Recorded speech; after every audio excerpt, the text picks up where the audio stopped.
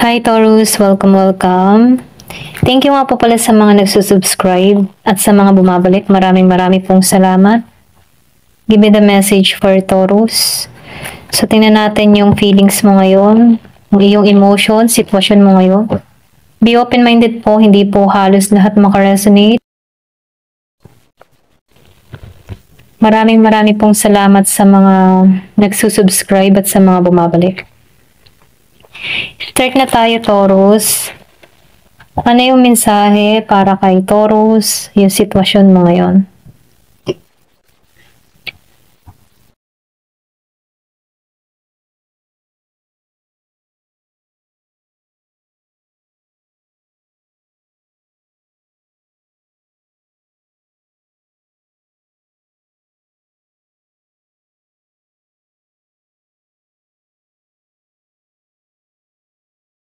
Nakikitaan ko dito, yung iba sa inyo, andun yung determinasyon mo para sa pamilya. Nakikitaan ko dito, nakapokus ka sa paglago ng pamilya. Meron ditong tao na kumikilo siya para umunlad at para maibigay niya yung mga pangangailangan niya para sa kanyang pamilya. Nakikitaan ko dito na meron ditong tao na nagiging matuwid. Inilalayo niya yung sarili niya sa mga tukso. Inilalayo niya yung sarili niya sa mga yung mga bad influence. Kumbaga, gusto niya maging siyang huwaran para sa pamilya, maipagmalaki siya ng pamilya. Yung pagsisikap na ginagawa niya ay para sa kanyang pamilya. So, nakikita ko dito yung pag-unlad. Meron ako nakikita ditong kahilingan, wish granted. Kung ano man yung mga kahilingan mo sa family mo, ay nakikita ko dito yung paglago. Yung iba naman sa inyo, unti-unti nyo nang nare-receive yung mga pangarap nyo, unti-unti mo nang naibibigay yung mga pangangailangan, lalo-lalo na ang pamilya. Nakikita ko dito yung abundance family, na kung saan nagigilang siyang huwaran sa pamilya at ginagaya siya dito. Kumbaga, proud yung family niya sa kanya dito. Ito na yung nakikita ko.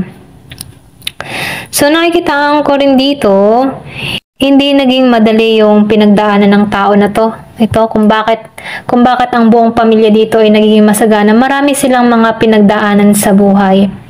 Nakikita ko din dito na nakaranas to ng pang-aapi sa kanilang pwedeng kaanak, kapitbahay. Kumbaga, nandun din yung mga panghuhusga na iginawad sa pamilyang ito. Ito lang yung nakikita ko. Yung iba naman sa inyo, nakikitaan ko dito na meron ditong pang-aapi na ginawa. Meron nagmaltrato ng hindi maganda sa kanila dito. Pero kahit na minaltrato sila ng hindi maganda dito, nakikitaan ko dito yung justice. So, yung justice dito, kung bakit natatamasa nila dito yung tagumpay na nakakamit nila dito, dahil ipinagkakaloob na sa kanila dito yung para sa kanila. Kasi itong pamilyang ito, nakaranas to ng betrayal, nakaranas to ng pang-aapi, nakaranas to ng pangungutya. So, ang dami nilang naranasan dito.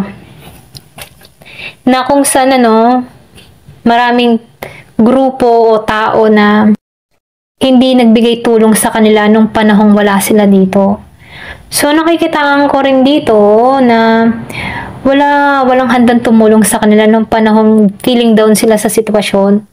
Pero dahil sa pagsusumikap nila dito at hindi sila nawala ng pag-asa, nakikitaan ko dito na unti-unti silang nakabangon dahil sa pagtutulungan nila dito, dahil din sa talino, sa karunungan nila. So, nakikitaan ko dito na yung natatamasan nilang tagumpay dito dahil sa mga pagsusumikap at pagkakaisa ng buong pamilya, na kung saan hindi nila nakamtan sa kaanak, sa ibang tao, or maging sa kapitbahay, kaibigan, okay? Na nagmaltrato sa kanila. So, nafe-feel ko dito na yung justice. So, hindi halos lahat, ito rin nakikita ko, meron ditong minaltratong minaltrato ang pamilya. Pwede rin sabihin nakaranas to ng walang-wala nung panahon na kung saan kailangan nila ng tulong pero hindi sila tinulungan dito pero nakabangon sa panahon ngayon. So ngayon, nakikitaan ko dito yung moment na nagtatagumpay sila, stable sila, masaya silang nagsasama-sama, lalong-lalo na sa financial nila, stable, okay ang lahat, nakapagpundar na sila, pwedeng napatapos niya ang kanyang mga anak. Yung bang tipo na talagang wala nang hihilingin pa tong tao na to dahil sa natatamasa niya dito. Dahil din sa pagsisikap niya at pagtsatsaga niya para sa pamilya niya kung bakit siya nagtatagumpay dito dahil sa tulong din ng kanyang mga anak, okay? So, napifeel ko dito yung happy family na nagiging matagumpay. Kahit nakaranas sila dito ng betrayal, pasakit, natatamasa niya ngayon yung tagumpay, okay? So, comment na lang kayo dyan kung energy nyo to or kayo to, okay? Ito lang yung nakikita ko. So, nafe-feel ko rin dito, meron tong mga sinagawa kung bakit nagiging matagumpay sila dito, kung bakit sila ay binibless. Pwede yung iba sa inyo nag-jackpot, or pwede rin naging maganda yung takbo ng negosyo, or pwede rin sa trabaho, okay? So, nafe-feel ko dito na nagkaroon to ng biglaang paglago sa mga taong ito. So, tingnan pa natin. Wow. So, nakikita ko rin dito, dasal lang naging puhunan ng pamilyang ito. Pagtutulungan, pagkakaisa, at hindi sila nawawala ng pag-asa sa bawat isa. Ayan. So, nafe-feel ko dito, balance siya pagdating sa kanyang emotion. Nakikitaan ko rin dito na sinusunod niya yung instinct niya, sinusunod niya yung gabay niya, na kahit merong mga tao sa paligid niya dito na dinadown sila, na hindi sila makakaangat sa buhay, or dinadown sila na talagang hanggang doon na lamang, hindi itong tao na ito, okay? Yung buong pamilya na ito, nakikitaan ko dito, hindi nawala ng pag-asa. Kumbaga, sila lang din na nagtulungan dito at nagbigay ng lakas ng loob sa bawat pamilya kung bakit sila'y nagiging masaya at masagana dito, okay? So, ito lang nakikita ko, no? Matindi yung mga pinagdaanan ng pamilyang ito. Pero ganun pa man, dahil sa pagtutulungan, pagkakaisa, nagiging silang matagumpay at binibless sila dito. So, yung mga tao na nagbigay ng pasakit sa kanila dito, nakikitaan ko dito yung justice. Kikilos yung justice dito, okay? So, tingnan pa natin. Wow. So, ang ganda talaga. Nakikitaan ko dito, no? Para ba siyang sumugal muli. Hindi to takot na sumubok ng panibagong pakikipagsapalaran. Maybe nakikitaan ko dito na inalipusta tong tao na to okay? Inalipusta ang pamilya or itong tao na to, or pwede rin ikaw to, no? So, inalipusta ka dito. Ito rin nakikita ko. Inalipusta ka dito, nilait-lait ka dito, pero nagsumikap ka dito. Hindi ka nawala ng pag-asa. Meron ako nakikita naglakbay. Pwedeng ng ibang bansa. Yung iba sa inyo, naging siyang mapalad dun sa pinuntahan niya dito kung bakit nagiging masaya ang buong pamilya dahil sa tulong ng tao na to. Pwedeng ikaw yung breadwinner dito. Merong breadwinner ako nakikita. Kumbaga, siya yung nagbigay ng transformation sa buong pamilya kung bakit natatamasan na nila yung tagumpay, natatamasan na nila yung mga bagay-bagay na dati hindi nila nagagawa. Okay? So, ngayon, nagiging silang blessed, mapalad. Dahil sa breadwinner dito. Ito rin nakikita ko. So, nakikita ko rin dito, yung mga tao na nagbigay ng pasakit sa kanila dito, hindi sila ngayon balanse. Kasi minaltrato sila Dahil sa pagiging madasali nila dito, hindi sila pinabayaan at may justice, okay? So, meron ditong na-stuck sa sitwasyon, nakakaranas ng stuck, hindi makaalis sa sitwasyon, or pwede rin meron mga problemang tinatahak, tulad ng pera, problema sa pera. Yung iba sa inyo, no, merong mga tao dito na nanlait sa inyo, nandown sa inyo, na kung saan sila ngayon ang nakakaranas ng ginawa nila sa'yo, okay? Kumbaga, reflection. Mirror effect, okay? So, nag-reflect yung gawa nila sa inyo. Kung yung pagmamaltrato sa inyo, ngayon nila nararanasan yun. Ito lang nakikita ko.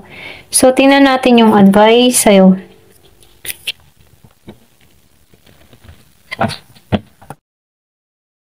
Give me the message. Hindi halos lahat makaka-resonate dito. Ito lang yung nakikita ko. So, meron dito ang practice self-care. So, nakikita ko rin dito na nag-restore. Or pwede rin sabihin na rejuvenate tong tao na to. Nanalangin siya dito. Inalagaan niya yung sarili niya, pati yung pamilya niya dito. So, nakikita ko dito na yung pagiging niya mapagmahal, mapag-aruga, ito yung naging sandata nila. Okay? Kung bakit sila yung nagiging maayos, matagumpay dito, nagiging silang masagana, nagkakaisa. So, embrace change. Kaya ngayon, niyayakap nila yung pagbabago. Nagkakaroon ng transformation ang buhay nila dito, nag-grow. So, nakikitaan ko dito, ito yung nagtak sa kanila sa pagbabago. Pwede rin yung mga binitawang salita sa kanilang masasakit. Ito yung nagpabago sa kanila. Ito yung nagpa-determinasyon sa kanila para umusad, para huwag sumuko. So, nakikitaan ko dito, ngayon nila dito na i-embrace yung mga nangyayari na hindi nila akalain na nakakamtan nila ngayon. So, nakikita ko dito yung kasaganahan na nangyayari sa tao na to.